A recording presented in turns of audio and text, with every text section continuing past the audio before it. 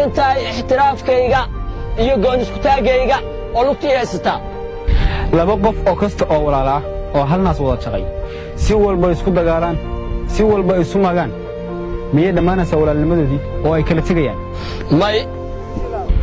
waa sababta aan u diidanahay inaad adiguna aad iga tagto waayo walaalkii baa tahay si walba oo aan isku dagaalno si walba oo khilaaf noo soo dhex galo kuma kala tegayno waayo waxaad tahay aniga walaalkay waana sababtan u diidanahay inaad iga go'do oo aad iga tagto khilaafkeennan soo jireenka ah ee muddada badan soo jiitimaya waxaa ka faa'iidaysanaya dawlado shisheeye iyo siyaasiyiinteenna oo u adeegaya dana gaara ma kula quman tahay inaad muddo intaa aniga garabkayga aad ka maqnaato waxaad tahay walaalkay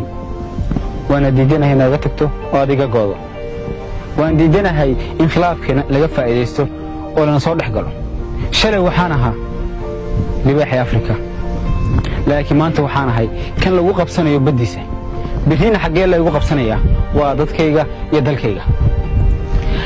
waxaan laga faa'iidaysanayaa maqnaashaha adiga aad iga maqan tahay waxaa jira dawlado badan oo shalay anigu aan hogaamin jiray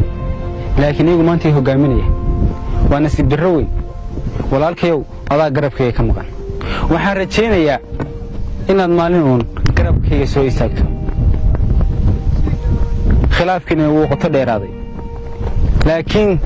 waxaa dani ugu jirtaa dawlado shisheeye oo ka faa'iidaysanaya khilaafkeenna dalkeenna dadkeenna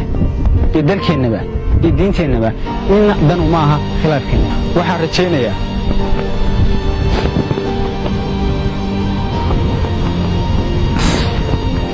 inaad mar uun garabkii ku soo laaban doontid waqti badan waa iga maqnayd maqnaashahaaga waxaa ka faa'iidaystay dalal badan walaalkayow waa rajaynayaa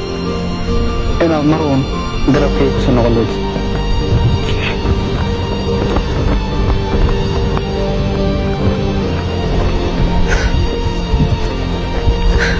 walaal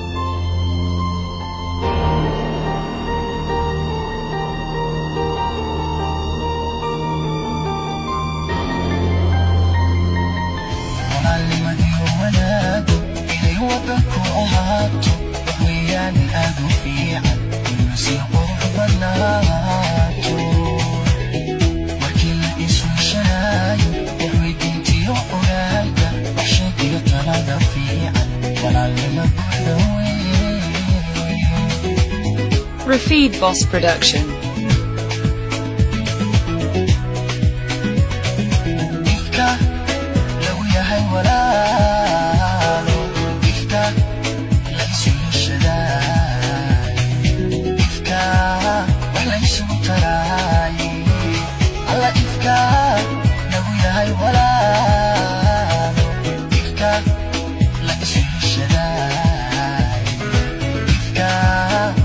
Sutra